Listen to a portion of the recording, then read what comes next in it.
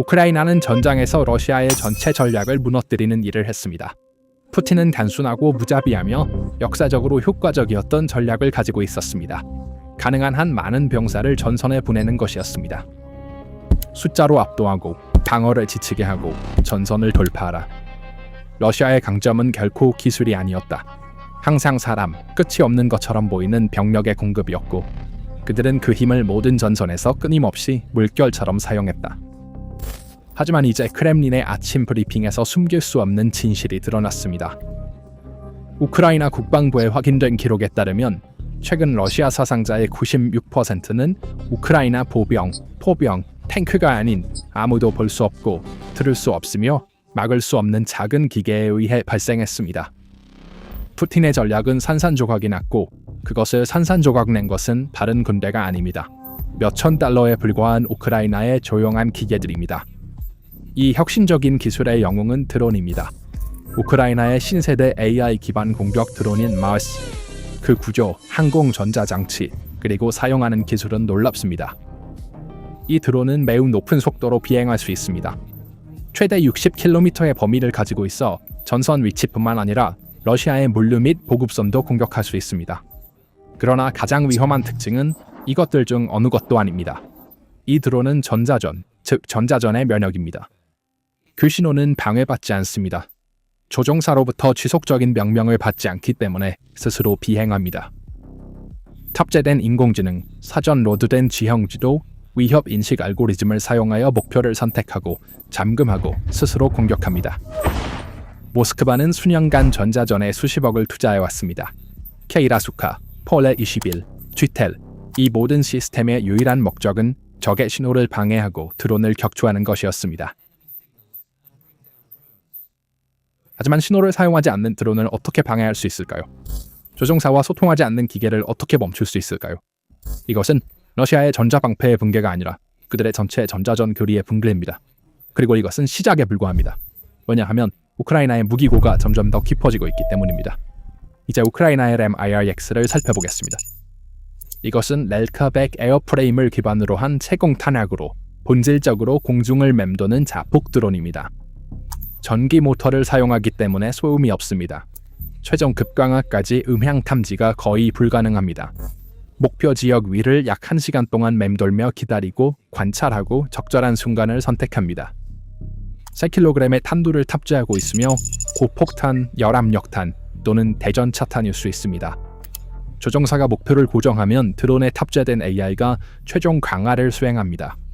그래서 러시아의 전자전 시스템이 마지막 순간에 신호를 방해하더라도 드론은 여전히 목표를 타격합니다. 비용은 몇천 달러입니다. 이제 모스크바의 관점에서 이것을 생각해 봅시다. 러시아의 전선을 보호하는 가장 중요한 자산 중 하나는 TOR-M2 방공 시스템입니다. 가격표 2,500만 달러 이상, 훈련된 승무원, 복잡한 레이더 배열, 비싼 미사일 재고, 반일 시스템을 전투 준비 상태로 만드는데 몇 달이 걸립니다. 생산 체인은 길고 예비 부품은 제한적이며 제재 해소는 새로운 것을 제조하는 것이 날마다 더 어려워집니다. 그래서 몇천 달러짜리 기계가 단 한 번의 공격으로 2,500만 달러짜리 시스템을 구철로 만들고 이것은 단지 하나의 톨만이 아닙니다. 우크라이나는 같은 방법으로 열압력 시스템, 판치알 방공 시스템, 뷰K 복합체를 사냥하고 있습니다. 마자르의 새들이라는 부대가 루안스크 지역에서 푸크 에민 시스템을 하룻밤 만에 파괴하고 연료 비축을 소진시키며 물류센터를 마비시켰습니다. 하지만 진짜 문제는 그게 아닙니다. 진짜 문제는 방정식입니다. 러시아는 이 시스템 하나하나를 모두 교체해야 합니다. 각각의 손실은 수백만 달러, 몇 달의 생산 시간, 그리고 수년간 훈련된 인력을 의미합니다. 반면에 우크라이나는 저비용 대량 생산을 통해 몇 주 만에 동일한 드론을 수백 대 생산합니다. 러시아는 사람을 보냅니다. 우크라이나는 기계를 보냅니다. 한쪽은 한 번의 타격으로 수백만 달러를 잃습니다. 다른 쪽은 수천 달러를 잃습니다. 이것은 문제가 아닙니다. 이것은 재앙적인 비대칭이며 매일 더 악화되고 있습니다. 전선의 전술 드론은 하나의 차원이지만 우크라이나는 이제 러시아의 전략적 기피도 공격하고 있습니다. 이를 위한 도구는 FP1으로 고정익, 일방향 공격 드론이며 사거리가 1000km를 초과합니다. 목재와 복합 플라스틱으로 만들어져 레이더 반사 면적이 최소화되었으며 대량 생산을 위해 설계되었습니다. 이 드론들은 전선을 목표로 하지 않습니다. 러시아의 산업 중심지, 정유소, 금속 공장, 에너지 인프라를 목표로 하고 있습니다. 즉 전쟁 기계를 움직이는 연료 공급을 차단하는 것입니다. 수천 킬로미터 떨어진 공장에서 엔진 블록이 불타고 있다는 것은 전선에서 미사일을 발사할 수 없다는 것을 의미합니다. 미사일을 발사할 수 없다는 것은 방어할 수 없는 위치를 의미합니다. 방어할 수 없는 위치는 잃어버린 영토를 의미합니다. 우크라이나는 이 드론을 대량으로 생산하여 러시아의 비싼 S-400 및 판치르 미사일을 소모시키는 군집 공격을 할 수 있습니다. 매 공격마다 몇몇 드론이 격추되지만 몇몇은 항상 통과하여 수년이 걸리는 인프라를 파괴합니다. 그러나 우크라이나의 혁명은 육지에만 국한되지 않습니다. 스웨덴의 RBS-15 대함 미사일은 2년 전에 약속되었으며 이제 우크라이나 해군 무기고에서 활성화되었습니다. 이것은 처음으로 공개적으로 확인되었습니다. 이 미사일은 파도 위 몇 미터만 날아갑니다. 레이더는 너무 늦었을 때만 이를 감지할 수 있습니다. 그것들은 전자방해에 대한 높은 저항력을 위해 특별히 설계되었으며 이는 러시아의 전자전 대응책으로 스웨덴이 내놓은 것입니다. 그리고 이 미사일들은 이미 작전에 투입되었습니다. 우크라이나 해군이 공개한 영상에서 최소 2발의 RBS-15 미사일이 크림반도 해안에서 약 60에서 80km 떨어진 시바시 유전 플랫폼을 타격하여 파괴했습니다. 러시아는 이 버려진 시추 플랫폼을 레이더 감시, 전자전, 그리고 방공기지로 사용하고 있었고 우크라이나는 단 한 번의 일제 사격으로 이를 제거했습니다. 공격은 거기서 멈추지 않았습니다. 같은 밤 카미카제 로봇보트와 FPV 드론이 협력하여 해상작전을 수행했습니다. 우크라이나는 이동식 해안 발사대에서 이를 배치하여 흑해에서 러시아 함선에 대한 출입 금지 구역을 효과적으로 만들었습니다. 그리고 아직 무대에 숨겨진 것이 있습니다. 지상 로봇입니다. 기관총으로 무장한 무인 지상 차량은 현재 전선에서 45일 동안 중단 없이 복무할 수 있습니다. 그들은 피곤하지 않고 두려워하지 않으며 잠을 잘 필요도 없습니다. 우크라이나 군사 전문가들은 올해 말까지 전선에서의 보병 필요가 최대 30%까지 줄어들 수 있다고 예상합니다. 한 전문가는 이렇게 말했습니다. 사람이 아닌 로봇을 보내라. 생각해보세요. 어떤 군대에서든 가장 비싸고 대체 불가능한 자산은 인간입니다. 훈련하는데 몇 년이 걸리고 이르면 되돌릴 수 없으며 가족이 있고 사기가 꺾일 수 있습니다.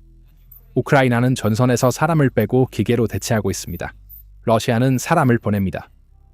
우크라이나는 매일 더 적은 인원을 보내야 합니다. 이것이 바로 정권의 비극입니다. 우크라이나 국방부 장관 페도로프의 확인된 기록에 따르면 최근 기간 동안 확인된 러시아 사상자 3만 5천 명 이상 중 96%가 무인 항공기에 의해 발생했습니다. 이 숫자들은 추정치가 아닙니다. 모든 공격이 카메라가 장착된 드론에 의해 기록되기 때문에 영상으로 뒷받침된 작전 데이터입니다.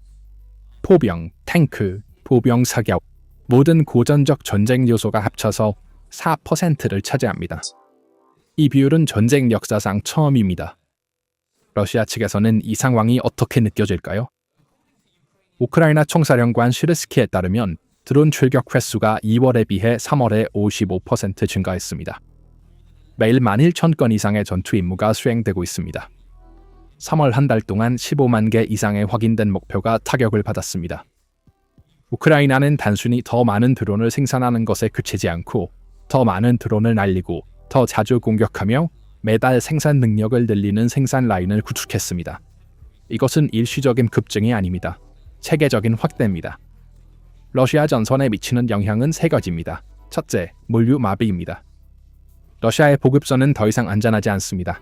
전선에서 60km 뒤에 있는 연료 저장소, 탄약 비축소, 지휘소가 인공지능 드론의 사정거리 안에 있습니다. 증원군은 목적지에 도달하기 전에 공격받고 있습니다. 탄약 수송대는 출발하기도 전에 탐지됩니다. 그들은 밤에 이동하려고 합니다.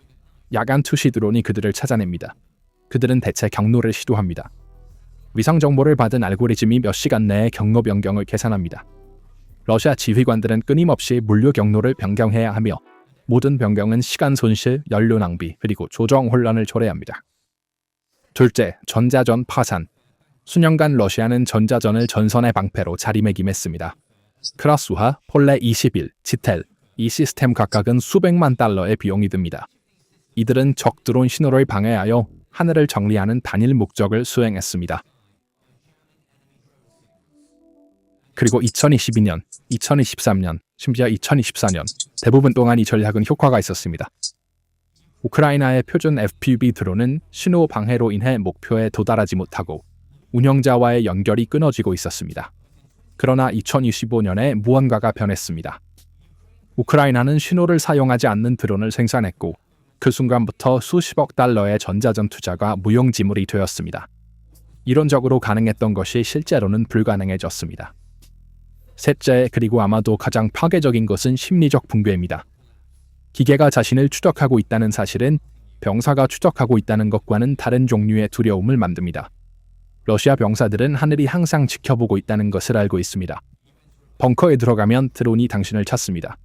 나무 아래에 숨으면 열화상 카메라가 당신을 봅니다. 밤에 움직이면 야간 투시경이 당신을 따라옵니다. 마자르의 새들, 정예 CSOA 부대, 국경수비대의 피닉스 라자르 그룹, 95 공중 강습 여단, 모든 러시아 군인은 이제 이 이름들을 알고 있습니다. 이 부대들은 전설이 되었고 전설은 두려움을 만듭니다. 전선에서 새어나오는 메시지는 같은 공포를 반영합니다.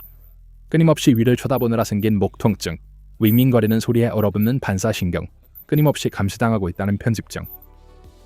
때때로 전쟁에서 가장 무거운 무기는 총알이 아니라 두려움입니다. 우크라이나는 역사상 가장 효과적인 심리전을 벌이고 있습니다. 하지만 진짜 질문은 푸틴이 이에 대한 해답을 가지고 있는가입니다. 러시아가 이 기술을 복제할 수 있을까요? 이론적으로는 그렇습니다.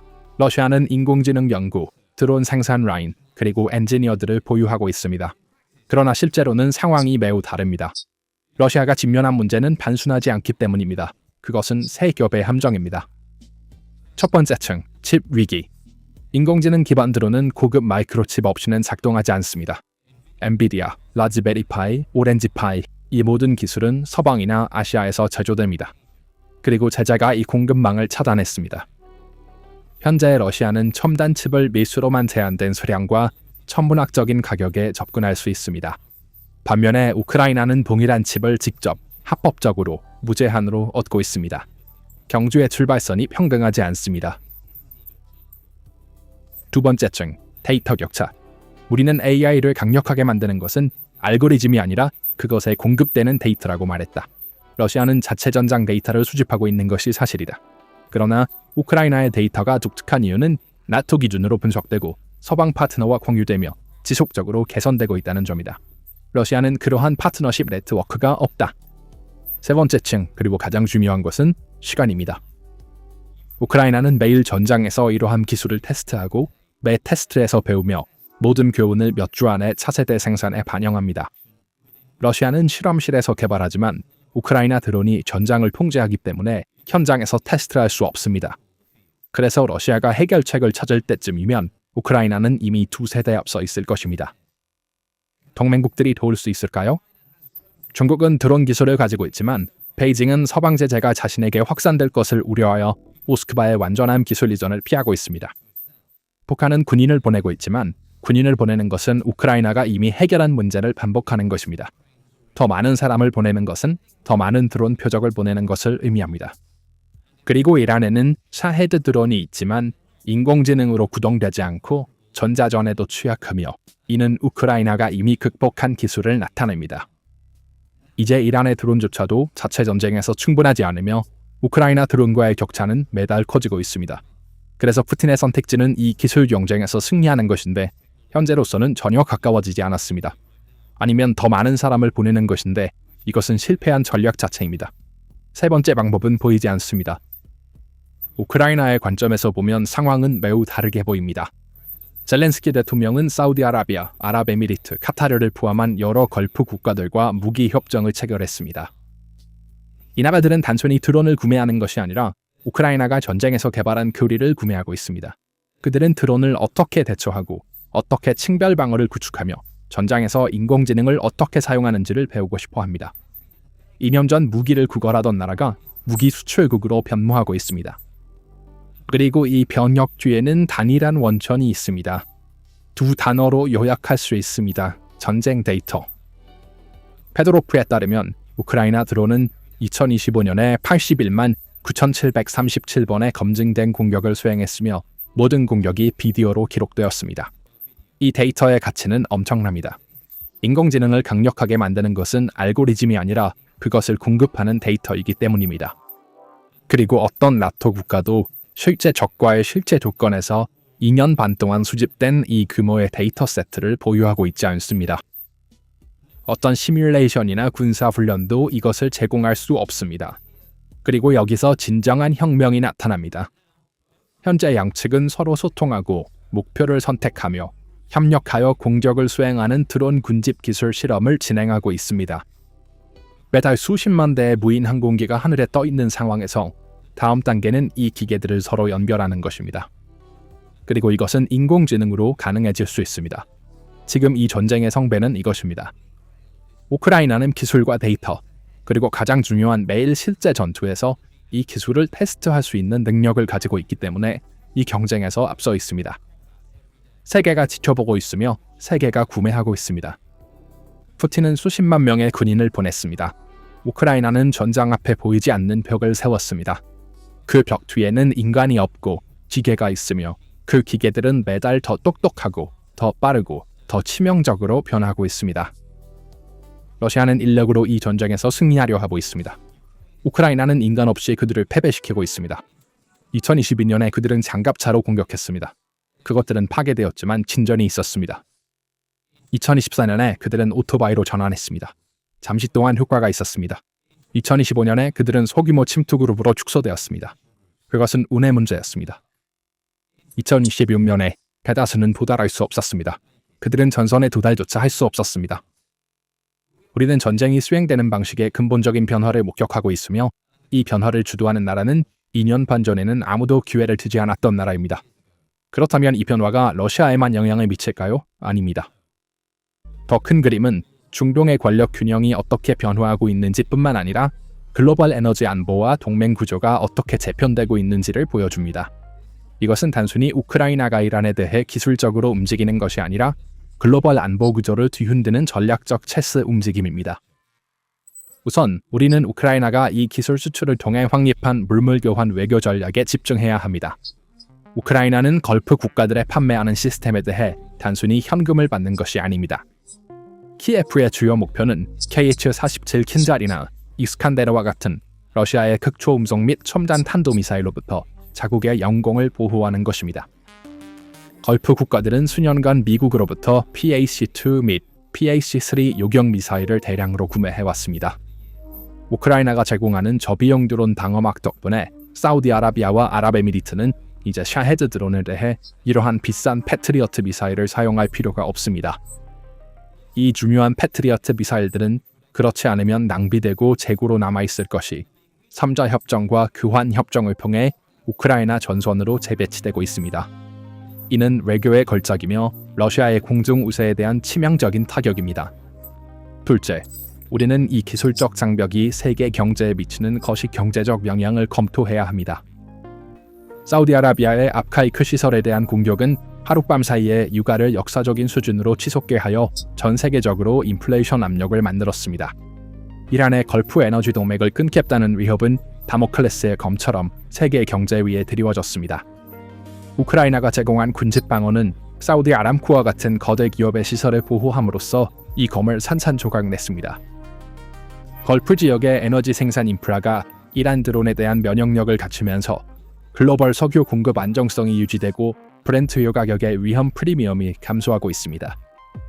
이러한 맥락에서 우크라이나는 중동뿐만 아니라 유럽과 세계의 에너지 공급망을 간접적으로 보호하는 보이지 않는 방패 역할을 합니다. 결론적으로 위협을 만들어낸 바로 그 전장이 이제 그 위협에 대한 절대적인 해결책을 세계에 수출하고 있습니다. 1991년 걸프 전쟁 동안 사담의 스쿼드 미사일에 대응하기 위해 지역에 배치된 미국의 패트리어트 미사일은 30년 동안 중동에서 워싱턴의 팩원을 확고히 했습니다. 그러나 오늘날 스쿼드는 샤헤드 드론으로, 패트리어트는 우크라이나 스팅과 P1썸 요격기로 대체되었습니다. 역사는 반복되고 있지만 이번에는 워싱턴이 아닌 키예프가 기술적 천재성과 눈에는 눈이라는 교리로 이란을 그들의 게임에서 체크메이트하고 있습니다. 혁신이 무력에 대한 절대적인 승기를 거두었습니다. 이 주제에 대한 여러분의 생각은 어떠신가요? 댓글로 여러분의 생각을 공유해주세요. 새로운 비디오와 심층 분석에 대한 업데이트를 받으려면 채널을 구독하고 알림을 켜주세요. 진실을 추구하는 PPR 글로벌과 함께하세요. 저희를 선택해주셔서 감사합니다.